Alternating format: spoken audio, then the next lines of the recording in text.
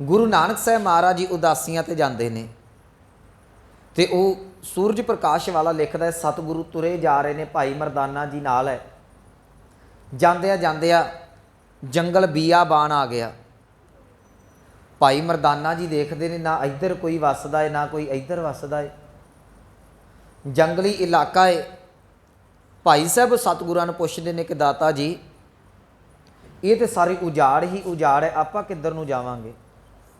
सतगुरु कह लगे नहीं मरदाने उजाड़ नहीं, ये तो वसों है। सतगुरु कोई नज़र नहीं आ रहा। सतगुरु कहते जिथे कोई नज़र ना आउंदा होवे उत्थे भी परिपूर्ण परमात्मा नज़र आउंदा है। सतगुरु जा रहे ने, रस्ते दे विच देखते हैं जंगल के एरिए दे विच एक परे जे जंगल तो एक नगर नज़र आया। सतगुरु कह लगे मरदानिया वेख किड्डा सोहना नगर बनिया है। इस नगर असल दे विच ठग्गां दा सी। इन्हां दा लोकां दा कारोबार सी जी। जिहड़ा भी जंगली रस्ते दे विच लंघदा सी ना उहनूं पहिलां बड़े प्यार दे नाल अपने घर खड़ना, घर खड़ के उहदी आओ भगत करनी, उहदी सेवा करनी।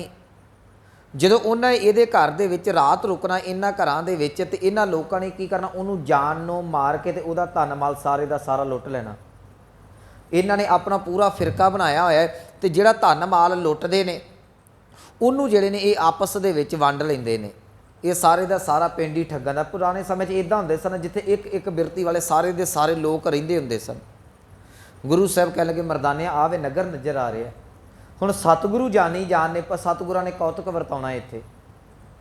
भाई मरदाना जी जा रहे ने, अगों ठग आ गए, आण के मिले। तो याद रखियो जिहड़ा ठग बंदा हुंदा है ना वो जुबान दा बड़ा मिठा हुंदा जी। उन्हें जुबान दे मिठे दे नाल ही छुरी चला के अपना काम करना है।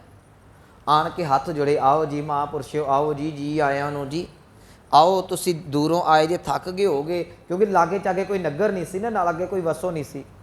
कहणगे आओ तुसी साडे घर दे विच रुको।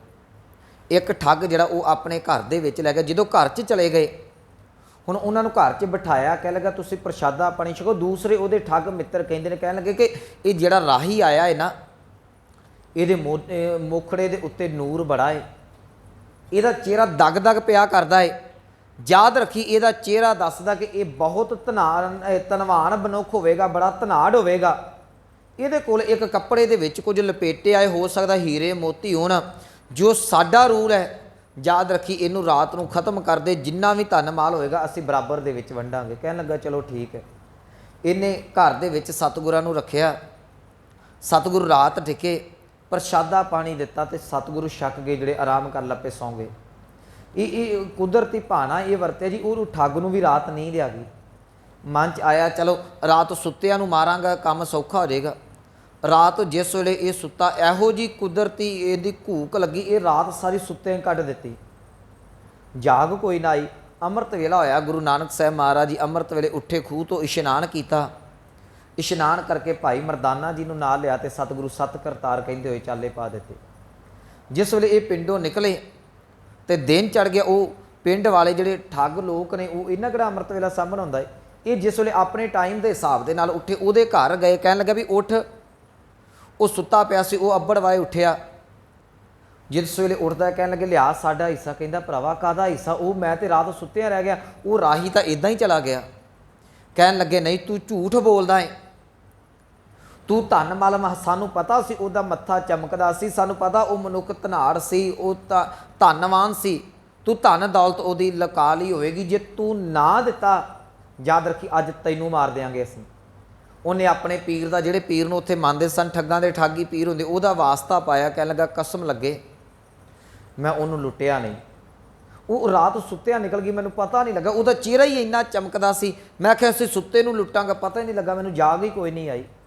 फिर वो नौजवान इकट्ठे होए जी, ठग उन्हां दे विच कुछ बजुर्ग कुछ नौजवान इकट्ठे होए। कहिंदे किते किन्नी क दूर गए होणगे जंगल दे विच, सानूं रस्तिਆਂ दा पता, उन्हां नूं रस्ते दा कोई नहीं पता, जाके घेर के खत्म कर दिंदे। वो मगर दौड़े, दौड़ के आखिर रस्ते विच सतगुरु गुरु नानक साहब तुरे जा रहे हैं, उन्हां नूं लभ जांदे ने। जिस वेले गुरु साहब मिल पे, उन्हां ठग्गां ने आवाज़ मारी, आवाज़ दे के कहण लगे रुक जाओ। सतगुरु रुक गए, भाई मरदाना जी रुक गए। जिस वेले रुके वो ठग सतगुरु कहण लगे तुसीं ते उही हो जे जिन्हां दे घरां दे विच असीं कल हो के आए आ। कहण लगे हाँ। कहंदे असीं तुहानूं सच दसना चाहुंदे, असीं ठग हाँ। साडा काम ये है ਅਸੀਂ ਜਿਹੜਾ ਵੀ ਇੱਥੋਂ ਲੋਕ ਨਿਕਲਦਾ ਹੈ ਉਹਨੂੰ ਲੁੱਟਦੇ ਆ, ਉਹਨੂੰ ਠੱਗਣ ਵਾਸਤੇ ਜਿਹੜਾ ਇਹ ਬੈਠੇ ਹੋਏ ਉਹਨੂੰ ਠੱਗਦੇ ਆ। ਸਤਿਗੁਰ ਕਹਿੰਦੇ ਤੁਸੀਂ ਲੁੱਟਣ ਵਾਸਤੇ ਬੈਠੇ ਜੇ, ਮੈਂ ਲੁਟਾਉਣ ਵਾਸਤੇ ਬੈਠਾ ਹੋਇਆ, ਮੈਂ ਤੇ ਅੱਗੇ ਡੀਕਦਾ ਕੋਈ ਲੁੱਟਣ ਵਾਲਾ ਆਵੇ। ਉਹ ਇੱਕ ਦੂਜੇ ਦੇ ਮੂੰਹ ਵੱਲ ਵੇਖਣ ਵੀ ਇਹ ਕਿਹੋ ਜਿਹਾ ਰਾਹੀ ਹੈ। ਇਹ ਕਹਿੰਦਾ ਮੈਂ ਲੁਟਾਉਣ ਵਾਸਤੇ ਆਇਆ ਹੈ, ਅੱਜ ਤੱਕ ਤੇ ਕਿਸੇ ਦੇ ਮੂੰਹੋਂ ਸੁਣਿਆ ਕੋਈ ਨਹੀਂ। ਉਹ ਕਹਿੰਦੇ ਪਰ ਸਾਡਾ ਇੱਕ ਰੂਲ ਹੈ, ਜਿਹਨੂੰ ਅਸੀਂ ਲੁੱਟਦੇ ਆ ਨਾ ਉਹਨੂੰ ਜਾਨੋਂ ਮਾਰ ਦਿੰਦੇ ਆ, ਉਹਨੂੰ ਮਾਰ ਕੇ ਜੰਗਲ ਦੇ ਵਿੱਚ ਸੁੱਟ ਦਿੱਤਾ ਜਾਂਦਾ ਹੈ। ਨਾ ਕੋਈ ਆਉਂਦਾ ਨਾ ਜਾਂਦਾ, ਜੰਗਲੀ ਜਾਨਵਰ ਖਾ ਪੀ ਜਾਂਦੇ ਨੇ। ਸਤਿਗੁਰੂ ਕਹਿਣ ਲੱਗੇ ਮੌਤ ਦਾ ਮੈਨੂੰ ਡਰ ਕੋਈ ਨਹੀਂ, ਜੇ ਤੁਹਾਡਾ ਰੂਲ ਹੈ ਤੁਸੀਂ ਮਾਰ ਕੇ ਲੁੱਟਣਾ ਤੇ ਸਾਨੂੰ ਮਾਰ ਕੇ ਲੁੱਟ ਲਓ। ਭਾਈ ਮਰਦਾਨਾ ਜੀ ਕਹਿਣ ਲੱਗੇ ਦਾਤਾ ਜੀ ਕੀ ਹੋ ਗਿਆ ਤੁਹਾਨੂੰ, ਇਹ ਕੀ ਕਲਾ ਵਰਤਾਉਣ ਲੱਗੇ, ਜੇ ਖਤਮ ਹੀ ਹੋ ਗਈ ਕਹਾਣੀ ਤੇ ਫਿਰ। ਸਤਿਗੁਰੂ ਕਹਿਣ ਲੱਗੇ ਮਰਦਾਨਿਆ ਕੋਈ ਗੱਲ ਨਹੀਂ, ਹੌਸਲਾ ਰੱਖ, ਕਰਤਾਰ ਦੇ ਰੰਗ ਵੇਖ ਅੱਜ ਕੀ ਰੰਗ ਵਰਤਦੇ ਨੇ। ਆਖਰ ਸਤਿਗੁਰੂ ਕਹਿਣ ਲੱਗੇ ਤੁਸੀਂ ਜੇ ਮਾਰਨਾ ਹੀ ਹੈ ਨਾ ਮਾਰ ਲਓ, ਪਰ ਮੇਰੀ ਇੱਕ ਸ਼ਰਤ ਹੈ। ਚਲੋ ਮੈਂ ਤੁਹਾਡੇ ਘਰਾਂ ਚੋਂ ਬਚ ਕੇ ਨਿਕਲ ਕੇ ਆ ਗਿਆ, ਇੱਕ ਸ਼ਰਤ ਮੇਰੀ ਪੂਰੀ ਕਰ ਦਿਓ। ਕਹਿੰਦੇ ਹਾਂ ਤੁਹਾਡੀ ਕਿਸਮਤ ਤੁਸੀਂ ਬਚ ਕੇ ਆ ਗਏ, ਤੁਹਾਡੀ ਸ਼ਰਤ ਪੂਰੀ ਕਰ ਦਿੱਤੀ ਜਾਵੇਗੀ। ਸਤਿਗੁਰੂ ਕਹਿੰਦੇ ਸਰੀਰ ਬੜਾ ਸੋਹਣਾ ਪਾ ਲਿਆ ਹੈ ਅਸੀਂ, ਮੈਂ ਇਹ ਗੱਲ ਚਾਹੁੰਦਾ ਹੈ ਕਿ ਮਰਨ ਤੋਂ ਬਾਅਦ ਸਾਡੇ ਸਰੀਰ ਜੰਗਲ ਦੇ ਵਿੱਚ ਨਾ ਰੋਲਣਾ। ਕਹਿੰਦੇ ਫਿਰ ਕਹਿੰਦੇ ਤੁਸੀਂ ਇੱਦਾਂ ਕਰੋ ਕਿ ਕਿਤੇ ਅੱਗ ਦਾ ਪ੍ਰਬੰਧ ਕਰੋ, ਜਦੋਂ ਸਾਨੂੰ ਖਤਮ ਕਰ ਦਿਓਗੇ ਮਾਰ ਦਿਓਗੇ ਨਾ ਤੇ ਸਾਡੇ ਸਰੀਰਾਂ ਦਾ ਜਿਹੜਾ ਸੀ ਉਹ ਦਾਹ ਸੰਸਕਾਰ ਕਰ ਦਿਓ। ਇਹ ਹੁਣ ਠੱਗ ਬੜੇ ਹੈਰਾਨ ਨੇ ਕਿ ਇਹਦਾ ਇੱਕ ਚਿਹਰੇ ਤੇ ਨੂਰ ਹੈ, ਧਨਾੜ ਬੰਦਾ ਜਾਪਦਾ ਕੋਈ ਸੂਰਮਾ ਹੋਵੇਗਾ ਜਿਹੜਾ ਮੌਤ ਤੋਂ ਭੈ ਭੀਤ ਨਹੀਂ ਹੋ ਰਿਹਾ। ਇੱਕ ਪਾਸੇ ਕਹਿੰਦਾ ਮੈਂ ਲੁਟਾਉਣ ਵਾਸਤੇ ਆਇਆ, ਦੂਜੇ ਪਾਸੇ ਇਹ ਗੱਲ ਕਹਿੰਦਾ ਜੇ ਮੈਨੂੰ ਮਾਰ ਦਿਓ, ਮਾਰਨ ਦੀ ਕੋਈ ਗੱਲ ਨਹੀਂ ਪਰ ਸੰਸਕਾਰ ਕਰ ਦਿਓ। ਉਹਨਾਂ ਆਸੇ ਪਾਸੇ ਵੇਖਿਆ ਜੀ, ਕਹਿੰਦੇ ਸੰਸਕਾਰ ਤੇ ਤੁਹਾਡਾ ਕਰ ਦਈਏ ਪਰ ਅੱਗ ਕਿੱਥੇ ਹੋਵੇਗੀ। ਸਤਿਗੁਰੂ ਕਹਿਣ ਲੱਗੇ ਇੱਕ ਪਾਸੇ ਉਹਨਾਂ ਜੰਗਲ ਦੇ ਵਿੱਚ ਉਹ ਸਾਖੀਕਾਰ ਉੱਥੇ ਸੰਤੋਖ ਸਿੰਘ ਜੀ ਲਿਖਦੇ ਨੇ, ਇੱਕ ਪਾਸੇ ਧੂੰਆਂ ਨਿਕਲ ਰਿਹਾ। ਸਤਿਗੁਰਾਂ ਨੇ ਇਸ਼ਾਰਾ ਕੀਤਾ, ਕਹਿੰਦੇ ਆਓ ਧੂੰਆਂ ਨਿਕਲਿਆ, ਜਿੱਥੋਂ ਧੂੰਆਂ ਨਿਕਲ ਰਿਹਾ ਹੈ ਉੱਥੇ ਅੱਗ ਜ਼ਰੂਰ ਹੋਵੇਗੀ। ਕਹਿੰਦੇ ਉੱਥੇ ਜਾ ਕੇ ਅੱਗ ਲੈ ਆਓ, ਮੈਂ ਇੰਤਜ਼ਾਰ ਕਰਾਂਗਾ। ਯਾਦ ਰੱਖਿਓ ਮੈਂ ਭੱਜਦਾ ਨਹੀਂ, ਇਹ ਮੇਰੇ ਕੁਝ ਰੂਲ ਨੇ, ਮੈਂ ਕਦੀ ਜਿਹਨੂੰ ਵਾਅਦਾ ਕਰ ਦੇਵਾਂ ਵਾਅਦਾ ਤੋਂ ਮੁੱਕਰਦਾ ਨਹੀਂ ਹੁੰਦਾ। ਉਹਨਾਂ ਮਨ 'ਚ ਸੋਚਿਆ ਰਾਹੀ ਪਤਾ ਨਹੀਂ ਕਿੱਦਾਂ ਦਾ। ਫਿਰ ਵੀ ਕੁਝ ਜਾਣੇ ਸਤਿਗੁਰਾਂ ਦੇ ਕੋਲ ਖਿਲਾਰ ਦਿੱਤੇ, ਉਹਨਾਂ ਨੂੰ ਕਿਹਾ ਤਾਂ ਤੁਸੀਂ ਲੱਕੜਾਂ ਇਕੱਠੀਆਂ ਕਰ ਲਓ, ਜੰਗਲ 'ਚ ਲੱਕੜਾਂ ਲੱਗ ਵਾਧੂ ਸਨ। ਕਹਿੰਦੇ ਤੁਸੀਂ ਲੱਕੜਾਂ ਇਕੱਠੀਆਂ ਕਰ ਲਓ, ਅਸੀਂ ਅੱਗ ਲੈ ਕੇ ਆਉਂਦੇ ਹਾਂ। ਸਤਿਗੁਰੂ ਵੀ ਨਾਲ ਲੱਕੜਾਂ ਇਕੱਠੀਆਂ ਕਰਾਉਣ ਲੱਗ ਪਏ। ਭਾਈ ਮਰਦਾਨਾ ਜੀ ਅੰਦਰੋਂ ਡਰੀ ਜਾਂਦੇ ਨੇ ਕਿ ਦਾਤਾ ਜੀ ਇਹਨਾਂ ਨੇ ਲਹੂ ਫੂਕ ਹੀ ਦਿੱਤਾ ਤੇ ਫਿਰ ਮਗਰ ਕੀ ਬਚਣਾ ਹੈ। ਸਤਿਗੁਰੂ ਲੱਕੜਾਂ ਇਕੱਠੀਆਂ ਕਰਾ ਰਹੇ, ਇਹ 3-4 ਜਾਣੇ ਗਏ, ਜਾ ਕੇ ਅੱਗ ਲੈਣ ਗਏ। ਜਦੋਂ ਅੱਗ ਦੇ ਕੋਲ ਜਾਂਦੇ ਨੇ ਉੱਥੇ ਇੱਕ ਘਟਨਾ ਵਾਪਰਦੀ ਹੈ। ਸਾਡੇ ਵਿਦਵਾਨਾਂ ਨੇ ਬਹੁਤਿਆਂ ਨੇ ਇਸ ਸਾਖੀ ਦਾ ਜ਼ਿਕਰ ਨਹੀਂ ਕੀਤਾ ਕਿਉਂਕਿ ਕਈ ਤਰ੍ਹਾਂ ਦੀਆਂ ਰੂਹਾਨੀਅਤ ਦੀਆਂ ਇਹੋ ਜਿਹੀਆਂ ਚੀਜ਼ਾਂ ਨੇ ਜਿਨ੍ਹਾਂ ਨੂੰ ਅਸੀਂ ਸੁਣਾਉਣ ਵੇਲੇ ਕਈ ਵਾਰੀ ਇਹ ਡਰ ਜਾਂਦੇ ਹਾਂ।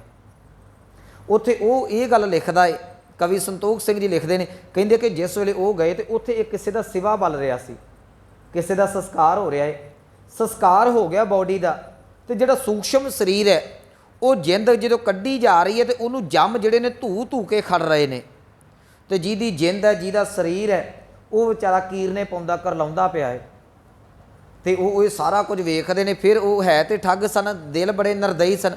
ਕਹਿੰਦੇ ਛੱਡੋ ਪਰਾਂ, ਇਹਨਾਂ ਨੂੰ ਕੀ ਵੇਖਣਾ ਹੈ, ਆਪਾਂ ਅੱਗ ਲਈਏ ਤੇ ਕੰਮ ਨਿਬੇੜੀਏ। ਤੇ ਯਾਦ ਰੱਖਿਓ ਕਈਆਂ ਨੂੰ ਮੇਰੀ ਗੱਲ ਪਚਣੀ ਨਹੀਂ, ਮਨ 'ਚ ਆਵੇਗਾ ਕਿ ਸੂਖਸ਼ਮ ਸਰੀਰ ਕਿੱਦਾਂ। ਤੇ ਆਪਾਂ ਆਸਾ ਦੀ ਵਾਰ 'ਚ ਪਿੱਛੇ ਵਾਚਿਆ ਸੀ, ਆਪੀ ਨੇ ਭੋਗ ਭੋਗ ਕੇ ਹੋਏ ਭਸਮੜ ਭੌਰ ਸਧਾਇਆ, ਵੱਡਾ ਹੋਆ ਦੁਨੀਦਰ ਗਲ ਸੰਗਲ ਘੱਤ ਚਲਾਇਆ। ਜੇ ਉਹਦਾ ਗਲਾਵੇ 'ਚ ਸੰਗਲ ਸਤਿਗੁਰਾਂ ਨੇ ਕਿਹਾ, ਮੈਂ ਉਦੋਂ ਵੀ ਅਰਥ ਕੀਤਾ ਜੀ ਸੂਖਸ਼ਮ ਸਰੀਰ ਵੀ ਹੈ ਤੇ ਕਰਮਾਂ ਦਾ ਸੰਗਲ ਵੀ ਗਲ 'ਚ ਪੈਂਦਾ ਹੈ। ਦੇਖੋ ਇਹ ਪੌੜੀ ਚੱਲ ਰਹੀ ਹੈ, ਸਤਿਗੁਰ ਵੱਡਾ ਕਰ ਸਲਾਹੀਏ ਗੁਰਮੁਖੋ। ਅਸੀਂ ਗੁਰਮਤ ਲੈਣੀ ਹੈ, ਮਤਾ ਸਾਖੀ ਨੂੰ ਇੱਧਰ ਉੱਧਰ ਖਿੱਚੋ। ਮੈਂ ਤਾਂ ਇਹ ਕਵੀ ਸੰਤੋਖ ਸਿੰਘ ਦਾ ਹਵਾਲਾ ਦਿੱਤੀ ਤਾਂ ਮਨ 'ਚ ਆ ਜੇ ਪਤਾ ਨਹੀਂ ਇਹ ਗੱਪ ਕਿੱਥੋਂ ਆ ਗਈ। ਉਹਨਾਂ ਨੇ ਜੀ ਜਿਸ ਵੇਲੇ ਇਹ ਅੱਗ ਲੈਣ ਲਾਗੇ ਹੋਏ ਤੇ ਉਹ ਵੇਖਦੇ ਨੇ ਜੰਮ ਜਿਹੜੇ ਨੇ ਇਸ ਸਰੀਰ ਨੂੰ, ਜਿਹੜਾ ਸੜਿਆ ਹੋਇਆ ਉਹਦਾ ਸੂਖਸ਼ਮ ਸਰੀਰ, ਉਹਨੂੰ ਮਾਰਾਂ ਪੈ ਰਹੀਆਂ ਨੇ। ਮਾਰਾਂ ਪੈਂਦੀਆਂ ਪੈਂਦੀਆਂ ਉਹ ਜੰਮ ਸਨ। ਇਹਨਾਂ ਚਿਰ ਨੂੰ ਦੇਖਦੇ ਨੇ ਇੱਕ ਬੇਬਾਨ ਆਉਂਦਾ ਹੈ, ਆਕਾਸ਼ ਤੋਂ ਇੱਕ ਬੇਬਾਨ ਆਇਆ। ਬੇਬਾਨ ਦੇ ਵਿੱਚ ਦੇਵਗਣ ਬੈਠੇ ਹੋਏ ਨੇ। ਇਹ ਯਾਦ ਰੱਖਿਓ ਜਿਹੜੇ ਚੰਗੇ ਸਰੀਰ ਨੂੰ ਖੜਦੇ ਉਹ ਦੇਵਤੇ ਖੜਦੇ ਨੇ ਹਿੰਦੂ ਮਤ ਮੁਤਾਬਕ, ਇਹ ਮਾੜੇ ਸਰੀਰ ਨੂੰ ਜਿਹੜੇ ਉਹ ਜੰਮ ਖੜਦੇ ਨੇ। ਦੇਵਤੇ ਆ ਗਏ, ਜਮਾਂ ਨੇ ਹੱਥ ਜੋੜ ਕੇ ਪਿੱਛੇ ਹੋ ਗਏ। ਦੇਵਤਿਆਂ ਨੇ ਆ ਕੇ ਉਹਨੂੰ ਬੜੇ ਸਤਿਕਾਰ ਦੇ ਨਾਲ ਨਮਸਕਾਰ ਕੀਤੀ ਤੇ ਉਹਨੂੰ ਬੇਬਾਨ ਦੇ ਵਿੱਚ ਬਿਠਾ ਲਿਆ।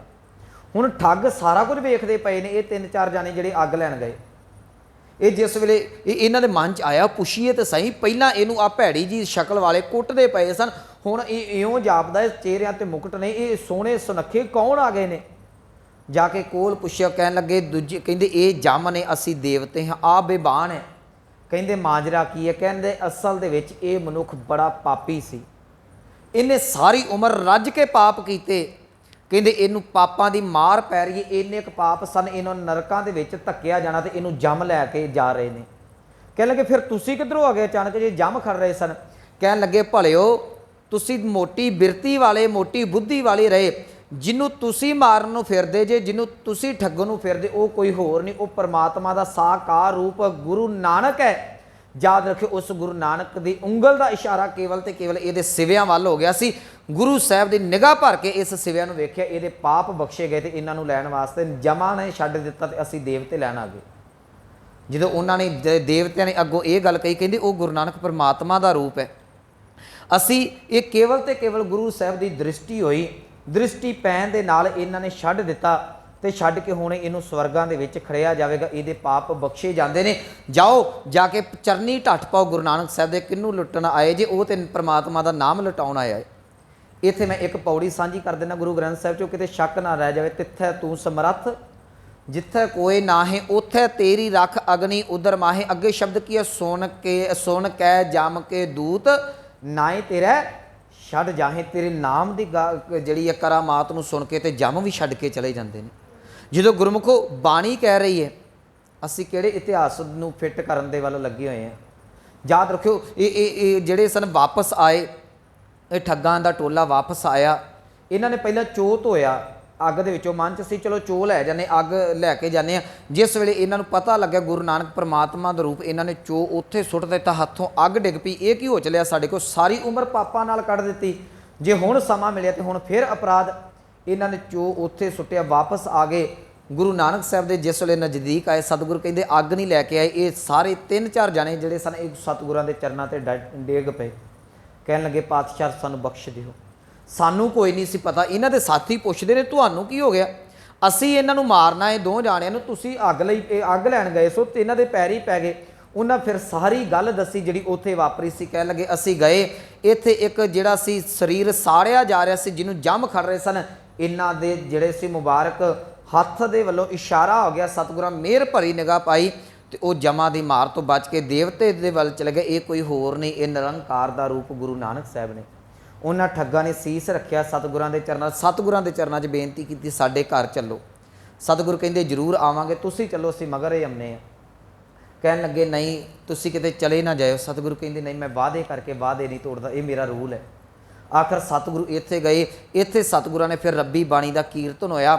ਕਵੀ ਸੰਤੋਖ ਸਿੰਘ ਲਿਖਦੇ ਨੇ ਉੱਥੇ ਫਿਰ ਧਰਮਸ਼ਾਲ ਕਾਇਮ ਹੋਈ। ਇਹਨਾਂ ਨੇ ਭੇਟਾਵਾਂ ਰੱਖੀਆਂ। ਮੇਰੇ ਸਤਿਗੁਰਾਂ ਨੇ ਕਿਹਾ ਮੈਂ ਕਦੀ ਹਰਾਮ ਦੀ ਕਮਾਈ, ਠੱਗ ਦੀ ਕਮਾਈ ਨਹੀਂ ਪ੍ਰਵਾਨ ਕਰਦਾ, ਮੇਰਾ ਕੋਈ ਮਤਲਬ ਨਹੀਂ। ਕਹਿੰਦੇ ਕੀ ਕੀਤਾ ਜਾਵੇ? ਸਤਿਗੁਰੂ ਕਹਿੰਦੇ ਜਿਵੇਂ ਲੁੱਟੀ ਉਵੇਂ ਵੰਡ ਦਿਓ। ਇਹਨਾਂ ਨੇ ਸਾਰੀ ਕਮਾਈ ਭਲੇ ਕੰਮ ਦੇ ਵਿੱਚ ਲਾ ਕੇ ਲੋਕਾਂ ਦੇ ਵਿੱਚ ਵੰਡ ਦਿੱਤੀ। ਜਿਸ ਵੇਲੇ ਲੋਕਾਂ ਦੇ ਵਿੱਚ ਵੰਡੀ ਗਈ, ਇਹ ਤੇ ਯਾਦ ਰੱਖਿਓ ਇਹ ਸਾਰੇ ਦੇ ਸਾਰੇ ਗੁਰੂ ਨਾਨਕ ਸਾਹਿਬ ਦੀ ਸਿੱਖੀ ਨੂੰ ਧਾਰਨ ਕਰਕੇ